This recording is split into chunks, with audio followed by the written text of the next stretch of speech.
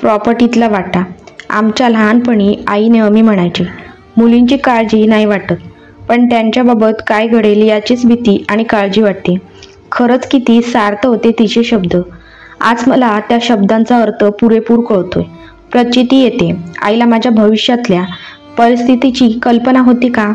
एक नाही, 3 मुली होत्या तिला. म्हणूनच काळजी करायची ती. आधी शिक्षण, मग लग्न. वृंदा म्हणजे मी सर्वात लहान होते. आईला काळजीत बघितले की बाबा म्हणायचे, कशाला विनाकारण स्वतःला त्रास करून घेतेस? अगं, प्रत्येकजण आपलं नशीब घेऊन येतो.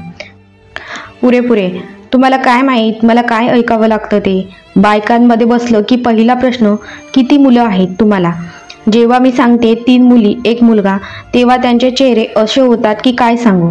मग एकीचे कमेंट सुरू होतात. हल्लीच्या काळात 1 मूल वाढवायचं म्हणजे किती साहस पडतात.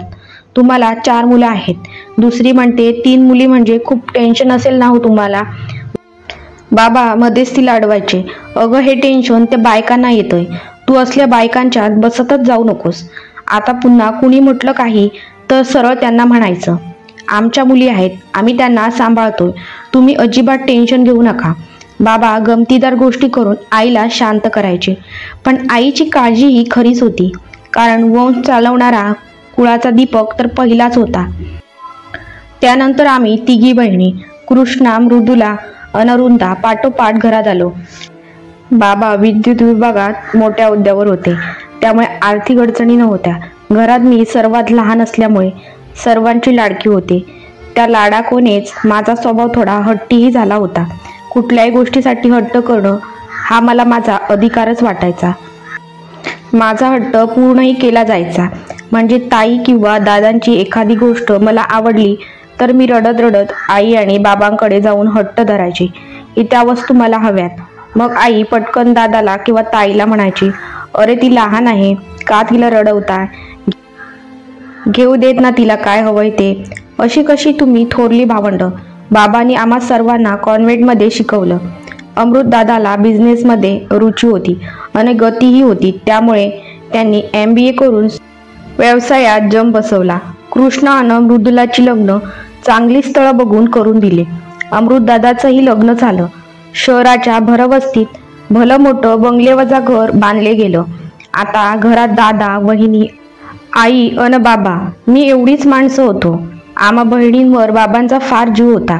2 बहिणी लग्न होऊन गेल्यामुळे बाबांना त्यांची फार आठवण यायची. ते म्हणायचे, वृंदाचं लग्न मी घाईत नाही करणार. अमृतची मुलं बाळं घरात आल्यावर मग हिला सासरी पाठवीन. सगळं कसं छान चाललेलं. अन एका अपघातात बाबांचा आकस्मिक मृत्यू झाला. आई अन मी, आमचं तर फारच मोठं नुकसान झालं होतं. बाकी सर्वांची लग्न झाली होती, पण माझं स्वप्न अजून कोवळीच होतं. बाबा माझं लग्न थाटात करणार होते, पण आता बाबा नाहीत म्हटल्यावर काय होणार? लाडाकोडात वाढलेली मी एकाएकी घरच्यांवरच ओझं बनून गेले. बाबांनी आर्थिक नियोजन अत्यंत काटेकोरपणे केलं होतं, त्यामुळे आर्थिक काळजी तशी नव्हती. पण वडील असणं अन वडील नसणं या दोन्ही स्थितीमध्ये आकाश पाताळ एवढं अंतर असतं. घरातलं वातावरण आता मोकळं वाटत नसे. एक प्रकारचा कोंदटपणा वाटायचा. बिझनेसच्या निमित्तानं दादाला खूपदा इकडे तिकडे जावं लागे. अशाच एका भेटीत त्याला वरुण भेटला. उमदा होतकरू सज्जन मुलगा म्हणून तो त्याच्या मनात भरला. वरुणला वडील नव्हते, आई व तो एवढंच कुटुंब होतं. आईला तर अगदी गंगेत घोडं न्यालं असं वाटलं. वरुणचा स्वतःचा व्यवसाय होता. घरात आम्ही 3च माणसं होतो. सचोटीने वागून खूप कष्ट करून वरुणनं धंदा छान वाढवला होता. मी जणू फुलांच्या राशीवरून चालत होते. लग्नाला 2 वर्ष होऊन गेली होती. लहानगा प्रियांश आल्यावर तर सुखाचा पेला काठोकाठ भरला होता. काळ भराभरा सरकत होता. बाबांच्या मृत्यूचं दुःख आता पुसट व्हायला लागलं होतं. पण हल्ली वरुण रोज पाय दुखत असल्याची तक्रार करायची. सुरुवातीला वाटलं दगदग फार होते, विश्रांती कमी पडते, त्यामुळे पाय दुखत असतील. स्वतःचं घर बांधायचं म्हणून वरुणने बँकेतून लोन घेतलं होतं. ते लवकरात लवकर फिटावं म्हणून ते जीवाचा आटापिटा करत होते. मिठाच्या गरम पाण्यात पाय बुडवून ठेव, मोहरीचं तेल गरम करून पायांना मालिश कर, झोपताना पायाखाली उशा ठेवून बघ. असे अनेक घरगुती उपाय मी अन आई करत होतो. त्यांचं वजन खूप कमी झालं होतं. रात्र रात्र झोपविना जायचे. त्यांना चिडचिडपणा वाढला होता. केस पांढरे झाले. 4 महिन्यात ते 40 वर्षाचे वाटू लागले होते. जवळपासच्या सर्व शहरातल्या डॉक्टरांना दाखवून झालं होतं. नेमकी व्याधी कुणालाच कळली नव्हती. मी रात्र रात्र त्यांचे पाय दाबत बसायची. कधीतरी मला डुलकी लागली की मी दमले आहे हे त्यांना कळायचं. मग म्हणायचे, झोप तू आता, मला थोडं बरं वाटतंय. शेवटी मुंबईला न्यायचं ठरलं. प्रियांश 7-8 महिन्याचाच होता. आई आणि एक मित्र अखिलेश त्यांना मुंबईला घेऊन गेले. तू काळजी करू नकोस, आम्ही तुला सगळं कळवू, तू फक्त तुझ्या अन बाळाची काळजी घे. वरुणनं अन आईनी मला वारंवार बजावलं. ते गेल्यापासून मी त्यांच्या फोनची वाट बघत होते. त्यांचा फोन येत नाही म्हटल्यावर मीच फोन करत होते. अजून तपासण्या चालू आहेस एवढंच उत्तर मिळत होते.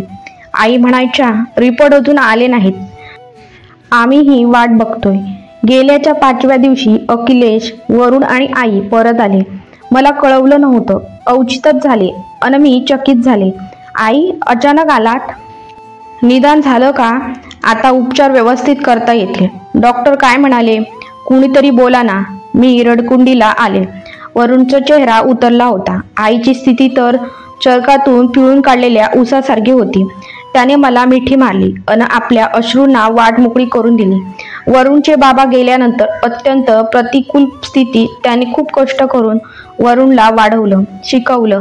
मुलांचा बहरलेला व्यवसाय अन संसार बघून ती आपलं दुःख विसरली. सगळं छान चालू असतानाच मुलाला कॅन्सर झाला असून आता तो केवळ 4-5 महिनेच काढेल. हे ऐकल्यावर त्या बाईंची स्थिती कशी होणार होती? आपल्या अंतिम क्षणी आपल्या प्रेताला खांदा द्यायला, अग्नी द्यायला वरुण मुलगा आहे हे समाधान त्यांना आयुष्य जगायला उभारी देत होतं. तोच मुलगा आता मरणार म्हटल्यावर त्या बाईने काय करायचं? डॉक्टरांनी निदान केलं की फुफ्फुसाचा कॅन्सर आता शेवटच्या स्टेजला पोहोचला होता. जे काही दिवस हातात आहेत तेवढाच वरुणचा सहवास आम्हाला मिळणार. ज्या घरात प्रियांच्या दुडदुडण्याचा आणि हसण्याचा आवाज घुमत होता तिथं आज वरुणच्या वेदनेचा हुंकार अन आईचे उसासेच फक्त ऐकायला येत होते. त्या दोघांना धीर देताना, सांभाळून घेताना मला रडायला देखील फुरसत मिळत नव्हती. काहीतरी चमत्कार होईल, वरुण बरे होतील या भाबड्या आशेवर मी मनापासून त्यांची सेवा करत होते. खरं तर कुठल्याही कामात लक्ष लागत नव्हतं. डॉक्टरांनी त्यांचे उपाय संपल्याचं जाहीर केलं होतं. पण आईची वेडी माया अन पत्नीचा सप्तपदीतल्या वचनावरचा भाबडा विश्वास आशा दाखवत होता. वरुण बरे होतील अशी आशा आम्हाला वाटत होती. पण धर्म आणि आस्था नावाची काही गोष्टच नाहीये या जगात. तरी सुद्धा व्यक्ती जेव्हा समस्याने नाडला जातो तेव्हा शेवटचा उपाय म्हणून भोंदूगिरीच्या मागे धावायला लागतो. मेडिकलचे उपचार नाहीत म्हटल्यावर जो जे सांगेल ते उपाय आम्ही करत होतो. पेशंट अन नातलग दोघेही हाय खातात. आईची वेडी माया अन पत्नीची भाबडी आशा, विश्वास, श्वास वगैरे काहीच समजून घेत नाही. कसंही करून आपला रुग्ण बरा व्हावा एवढीच अपेक्षा असते. पाण्यासारखा पैसा खर्च होत होता. धंदा पूर्ण बंद पडला होता. वरुणसाठी मी इतकी धावाधाव करत होते की त्यात प्रियांशकडेही माझं दुर्लक्ष होत होतं. तो आजारी पडला. खरंच नियती सगळ्या बाजूनी परीक्षा घेत होती. जेमतेम 5 महिने वरुण काढू शकेल. आईची स्थिती तर बघवत नव्हती. प्रियांश नसता तर आम्ही दोघींनीही त्याच दिवशी जीव दिला असता. पण जिवंत होतो म्हणूनच पुढचे अनेक प्रश्नही आवासून समोर उभे होते. धंदा बंद पडलेला. बँकेचे लोन घरासाठी घेतलं होतं. यामुळे लोनचे हप्ते फेडणं अशक्य होतं. ते घर हातचं गेलं. अवघड परिस्थितीतच आपलं कोण परक कोण हे समजतं असं म्हणतात. ते खोटं नाही. माझ्या या वाईट काळात माझ्या दोन्ही बहिणींनी त्याच्या परीने शक्य ती सर्व मदत केली मला. मात्र अमृतदादा मोकळेपणाने वागत नाही. खरं तर टाळतोय असं मला जाणवलं. पण अचानक आलेले या चौफेर संकटाने मी इतकी भांबावले होते, इतकी हतबल झाले होते की यावर फारसा विचार करण्याचीही शक्ती नव्हती माझ्यात. खरं तर आई अजून हयात होती. पण आता घरात आईची सत्ता नव्हती. आता मला लक्षात येत होतं की आजही आपल्या समाजात विधवा स्त्रीला अजिबात किंमत नसते. आई विधवा, तिची लेक मीही विधवा. बाबा असतानाची आई मला आठवते. माझा गैरवाजवी हट्ट पुरवण्यासाठी ती दोघा ताई व अमृतदादाला रागे भरून मला ती वस्तू मिळवून देत असते. मनात सतत रुकरुक असायची की वरुणच्या मृत्यूमुळे मी प्रियांशला त्याच्या हक्काचं बालपण पुरेपूर उपभोगू देऊ शकत नाही. दोघी ताई त्याचं खाणं पिणं खेळणी कपडे सगळं बघत होत्या. ती त्यांची माया होती. प्रियांचा हक्क थोडीच होता. भाड्याच्या एका खोलीत मी प्रियांश अन आईला घेऊन राहत होते. मुलाच्या मृत्यूनं उन्मळून पडलेला तो दुर्बळ जीव एका रात्री अनंतात विलीन झाला. नोकरी करणंही मला शक्य नव्हतं. लहानग्या प्रियांशला सांभाळायला कुणी नव्हतं. समोर एक निरुद्देश आयुष्य होतं. दुसरीकडे बाळाचा अंधकारमय भविष्यकाळ. काय करू, कुठे जाऊ, कुणाला विचारू, अशा काळजीत पायरीवर बसून होते. तेवढ्यातच कृष्णाताई माझ्याजवळ येऊन बसली. मी एकदम दचकले. ताई, कधी आलीस? मला कळलंही नाही. हो ग, ही वेल बघ, किती हौसेनं लावली होती. आठवणीने रोज पाणी घालायची. केवढी भरली आहे. पण कालच्या वादळानं ज्या झाडाच्या आधारानं ती वर चढली होती ते झाड उन्मळून पडलं. आता ही वेल नाही जगायची. माझ्यासारखी तीही आधारहीन झाली. माझ्या आयुष्याचं काय होणार कुणास ठाऊक. फार विचार करते. चल उठ. असाच विचार करत बसशील तर प्रियांशला कशी सांभाळशील?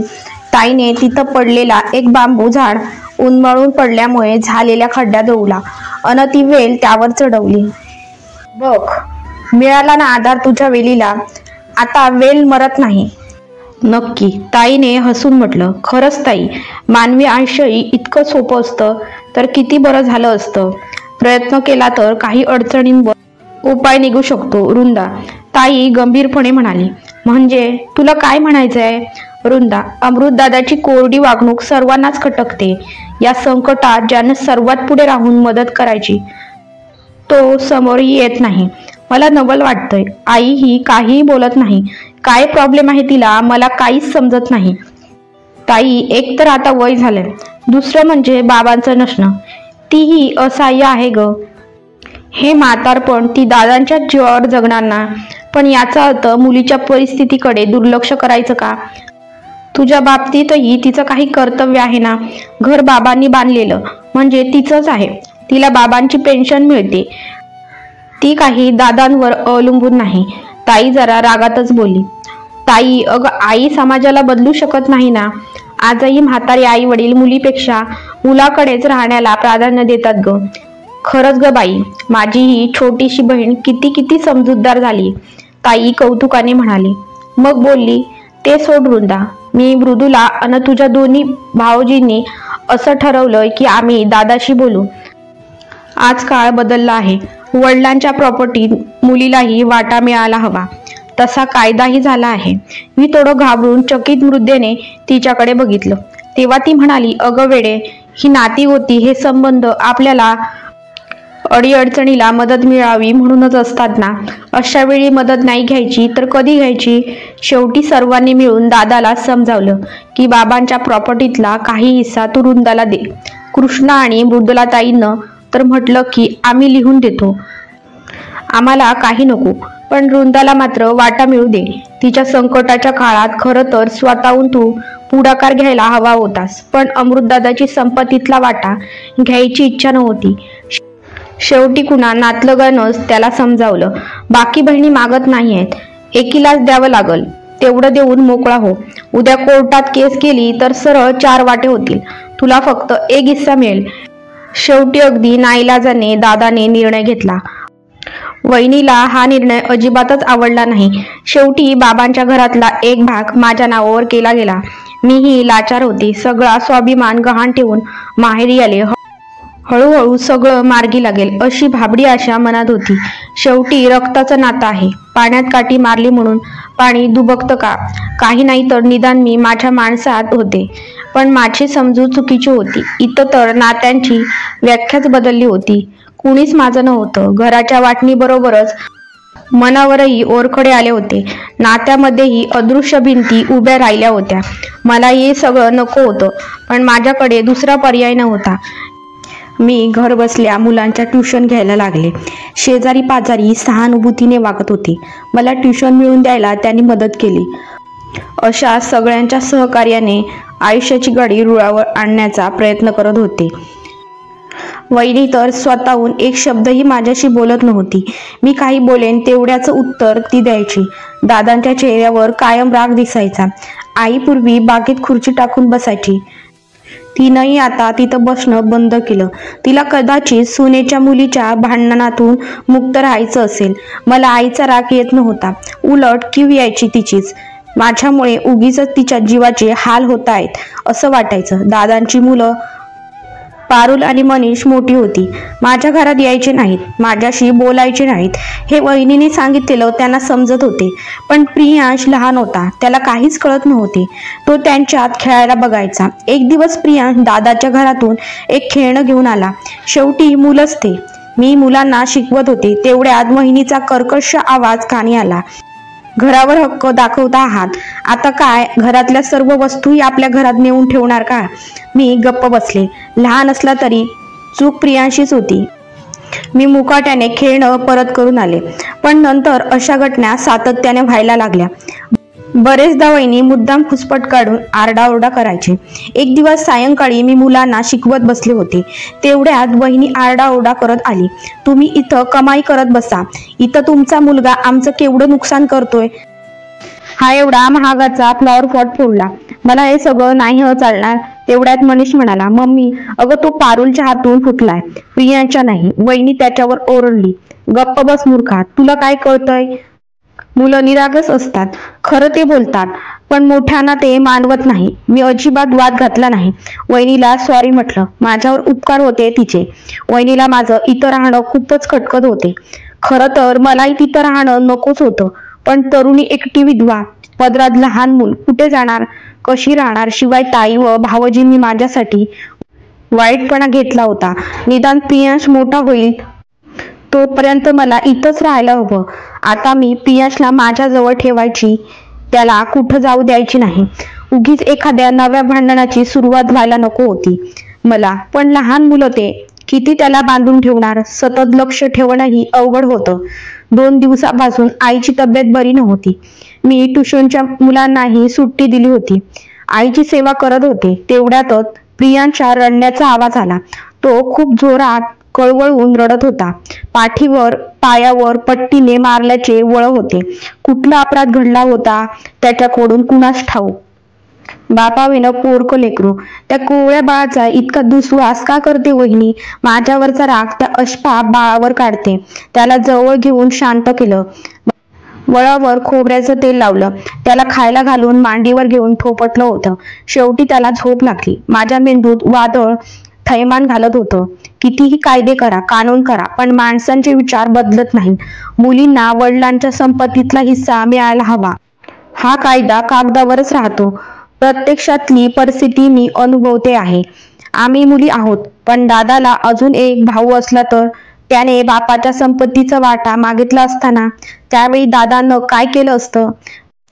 बहिणीला तिच्या पडत्या काळात मदत म्हणून जी थोडीफार जागा त्याने दिली, त्यावर इतका राग धरण्याचं कारणच काय? वडिलांच्या इष्टतीतला वाटा घ्यायला तर नात्यावर प्रेम, भाषा, जबाबदारी या सगळ्या गोष्टींवर पाणी सोडायला हवं. समाज आणि कायद्याच्या धाकानं एखादीने वडिलांच्या प्रॉपर्टीतला आपला हिस्सा मिळवला तरी त्याचा उपयोग काय? तिला तर आपलेपणाची आहुती द्यावी लागते. लहानपणी लाडक्या असणाऱ्या मुली मोठेपणी इतक्या परक्या आणि दोडक्या होतात. आईला सुद्धा मुलीची माया वाटू नये इतकी परिस्थिती बिखरते.